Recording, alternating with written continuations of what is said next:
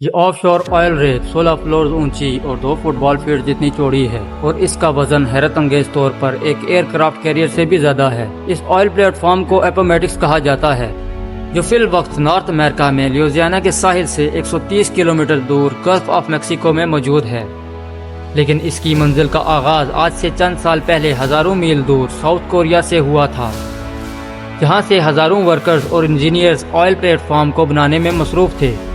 پورے 7 سالوں کی محنت کے بعد جب اپومیٹکس کو تیار کر لیا گیا تو انجینئرز کو ایک ایسا چیلنج فیس کرنا پڑا جو وہ اپنے کیریئر میں پہلی بار کر رہے تھے۔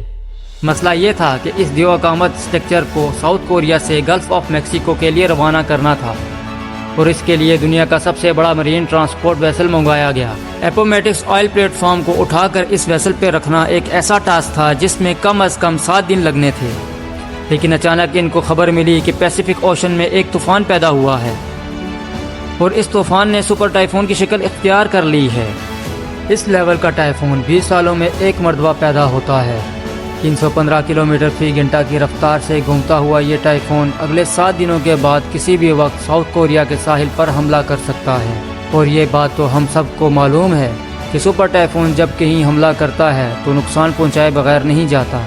ورکرز، انجینئرز اور ٹرانسپورٹ ایکسپرٹس کے لیے اب چیلنج یہ تھا کہ ان کو 7 دنوں کا کام صرف 3 دنوں میں کرنا تھا، یعنی اگر 3 دنوں کے اندر پلیٹ فارم کو شپ یارڈ سے اٹھا کر اس مرین وسل پر لوڈ کر کے روانہ نہ کیا گیا تو سالوں کی محنت ایک ہی پل میں ضائع بھی ہو سکتی ہے۔ یہ ایک ایسا مسئلہ تھا جس نے نیچے سے لے کر اوپر تک ساری مینجمنٹ کو ہلا کر رکھ دیا تھا۔ ناظرین، یہ oil plate form shell oil company کا سب سے بڑا پروجیکٹ تھا اور یہی وجہ تھی کہ ان کے پاس ایک چھوٹی سی بھی غلطی کی گنجائش نہیں تھی۔ سپر ٹائفون کو اوائڈ کرنے کے لیے اور اپومیٹکس کو وقت سے پہلے روانہ کرنے کے لیے بچا کچا کام پورا کرنا بہت ضروری تھا، جس کے لیے ورکرز کی ایک ایکسٹرا آرمی منگوائی گئی۔ ورکرز نے دن رات ایک کر دیا اور جلد از جلد اپومیٹکس کو ٹرانسپورٹ کے لیے تیار کرنا شروع کر دیا۔ دوسری طرف مینجمنٹ میٹیورولوجیکل ایڈمنسٹریشن سے مل کر سپر ٹائفون کی موومنٹ پر نظر رکھے ہوئے تھے۔ ان کو ایک امید تھی کہ شاید یہ سپر ٹائفون اپنی ڈائریکشن بدل لے، لیکن ان کی امید پر تو جیسے پانی ہی گزر گیا جب ان کو یہ معلوم پڑا کہ ٹائفون تو پیسیفک اوشن سے سیدھا ساؤتھ کوریا کی طرف بڑھ رہا ہے۔ ورکرز کی آرمی نے جی جان لگا کر صرف 3 دنوں کے اندر اپومیٹکس کا سارا کام کمپلیٹ کر لیا اور اب باری تھی اس دیوامت سٹرکچر کو اٹھا کر فلوٹنگ بم پر رکھنے کی۔ اس پورے سٹرکچر کا وزن حیرت انگیز طور پر 41 ٹن بتایا جا رہا تھا۔ اتنا زیادہ سٹیل تو برج خلیفہ کی کنسٹرکشن کے لیے بھی استعمال نہیں ہوا تھا جتنا اس آئل پلیٹ فارم پر لگایا گیا تھا۔ بڑے بڑے ہائیڈرولک جیکس کی مدد سے ایک ایک انچ کر کے اس کو دھکیلا گیا اور فلوٹنگ ڈرائی ڈک پر رکھ دیا گیا۔ ڈر بورڈز کی مدد سے فلوٹنگ ڈاک کو کھینچ کر شپ یارڈ سے دور لے جایا گیا، جہاں سے اس کو اس میرین ویسل میں لوڈ کیا جانا تھا۔ یہ دنیا کی سب سے بڑی میرین ٹرانسپورٹ ویسل ہے جو 98 ٹنز کا وزن آسانی سے کیری کر سکتی ہے، اور اسی پر اپومیٹکس کو دنیا کے دوسرے کونے گلف آف میکسیکو تک جانا تھا۔ اگلے صبح اپومیٹکس کو فلوٹنگ ڈاک سے اتار لیا گیا۔ اب آئل پلیٹ فارم پہلی بار پانی پر فلوٹ کرنے لگی۔ ڈک بورڈ کی مدد سے پلیٹ فارم کو مزید ڈیپ واٹر تک کھینچا گیا جہاں یہ مرین ویسل پہلے سے انتظار کر رہی تھی۔ دوسری طرف سپر ٹائفون تیزی سے ساؤتھ کوریا کی طرف بڑھتا جا رہا تھا اور جیسے مینجمنٹ کے سر پر ایک تلوار سی لٹکی ہو۔ سپر ٹائفون صرف 48 گھنٹے دور تھا۔ جیسے جیسے وہ قریب آتا جا رہا تھا ویسے ویسے سمندر میں اس کی نشانیاں بھی ابھرنے لگی تھی۔ سمندر میں ہواؤں اور لہروں کا سلسلہ بڑھ رہا تھا۔ اپومیٹکس کے لیے ایک خطرے کی نشانی تھی۔ اگلا لمحہ بہت زیادہ نازک تھا۔ آئل پلیٹ فارم کو ویسل پر لوڈ کرنا بہت ہی مشکل کام ہوتا ہے۔ اس کے لیے پہلے ویسل اپنے اندر موجود واٹر ٹینکس میں پانی انٹیک کرتی ہے، جس کی وجہ سے وہ پانی کے اندر چلی جاتی ہے۔ پھر tug board oil plate form کو کھینچ کر ویسل کے اوپر لے کر جاتی ہے اور پھر آخر میں ویسل پانی کو واپس باہر نکالتی ہے، جس کی وجہ سے ویسل اوپر کی جانب اٹھ جاتی ہے۔ لیکن یہ کام اتنا آسان بھی نہیں ہوتا جتنا آپ نے اس اینیمیشن میں دیکھا ہے۔ اس کام کے لیے سمندر کا پرسکون ہونا بہت ضروری ہوتا ہے، کیونکہ اگر لہروں میں یہ کام کیا گیا تو اپومیٹکس صحیح الائنمنٹ میں ویسل کے اوپر نہیں لوڈ ہو پائے گا، اور یہ چیز ویسل اور اپومیٹکس دونوں کے لیے بہت خطرناک ہو سکتی ہے۔ سپر ٹائفون کی وجہ سے سمندر میں کافی تیزی تھی۔ لہروں اور تیز ہواؤں کی وجہ سے یہ کام کرنا ممکن نہیں تھا۔ دوسری جانب وقت بڑی تیزی سے گزرتا جا رہا تھا اور ساری ٹیم کا سٹریس لیول کافی زیادہ ہو چکا تھا۔ خوش قسمتی سے میٹرولوجیکل ڈپارٹمنٹ کی جانب سے ٹیم کو اگلی صبح صرف 2 گھنٹے کا وقت دیا گیا، جس میں چانسز تھے کہ سمندر پرسکون رہے گا۔ ان 2 گھنٹوں میں اگر یہ کام نہ کیا گیا تو پھر اس کے بعد اور کوئی چانس نہیں مل پائے گا۔ سپر ٹائفون اب صرف 36 گھنٹے دور تھا۔ صبح سویرے جیسے بتایا گیا تھا، سمندر پوری طرح پرسکون تھا۔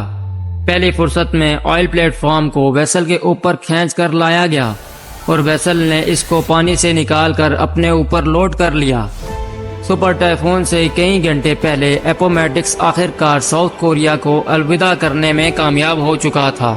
شیل کمپنی نے اپنے آئل پلیٹ فارم کو سپر ٹائفون سے بچا کر پہلا چیلنج تو کمپلیٹ کر لیا تھا۔ کئی مہینوں کے سفر کے بعد ساؤتھ ٹیکساس میں آئل پلیٹ فارم کو دوبارہ ان لوڈ کیا گیا، کیونکہ 4 ماڈولز ایسے تھے جن کو یہاں پر مینوفیکچر کیا جا رہا تھا۔ ماڈولز کو ایک ایک کر کے پلیٹ فارم پر فٹ کیا گیا اور ایک بار پھر سے اس کو 130 کلومیٹر دور اپنی منزل کے لیے روانہ کیا گیا، جہاں اس کو اگلے 40 سالوں تک رہنا تھا۔ پورے 7 سالوں کی محنت کے بعد آخر کار اب وہ گھڑی آ چکی تھی جب اپومیٹکس کو 30,000 فیٹ نیچے آئل ویل کے ساتھ کنیکٹ کرنا تھا۔ جس جگہ اپومیٹکس پانی میں فلوٹ کر رہا ہے، یہاں سمندر کا باٹم 7,400 فیٹ ڈیپ ہے۔ یہ اتنی زیادہ گہرائی ہے کہ اس میں لگ بھگ 3 برج خلیفہ فٹ ہو سکتے ہیں، لیکن جس آئل ویل سے اپومیٹکس کو کنیکٹ کرنا تھا وہ حیران کن طور پہ اس کی گہرائی سے بھی مزید 22,600 فیٹ نیچے تھا۔ سمندر کی اتنی گہرائی میں پانی کا پریشر بہت زیادہ ہوتا ہے، جہاں پر کسی انسان کا جانا اور پھر وہاں کوئی مشن انجام دینا بالکل ناممکن سا ہے۔ لہٰذا سمندر کے باٹم پہ آئل ویل کی اوپننگ کے ساتھ اپومیٹکس کو کنیکٹ کرنے کے لیے remotely operated under water vehicle کو استعمال کرنے کا فیصلہ کیا گیا۔ انسٹالیشن کریو جو کہ ایک الگ پلیٹ فارم سے انڈر واٹر پائپ لائنز کو انسٹال کر رہا تھا، انہوں نے ROV کو کرین کی مدد سے سمندر کے اندر بھیجا ہے۔ یہ ایک انتہائی مشکل کام ہوتا ہے، جس میں پائپ لائن کو ٹھیک آئل ویل کے اوپننگ کے اوپر جا کر لینڈ کروانا ہوتا ہے۔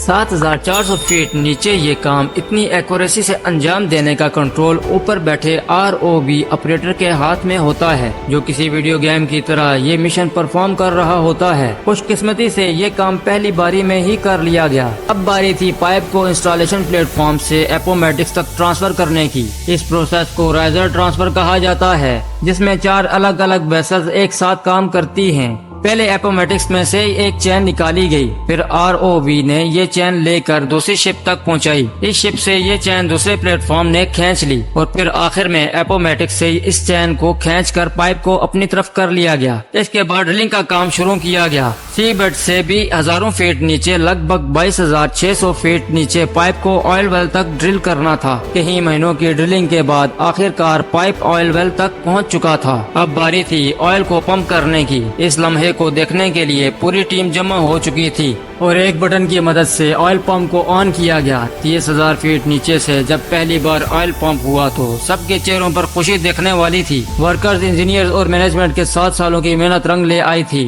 اور آئل کا فلو اور اس کی کوالٹی بالکل پرفیکٹ تھی۔ آج اپومیٹکس ہر روز 1,75,000 بیرلز آئل پروڈیوس کرتا ہے، جس سے اتنا فیول بنایا جاتا ہے جو 40 لاکھ گاڑیاں ایک دن میں استعمال کرتی ہیں۔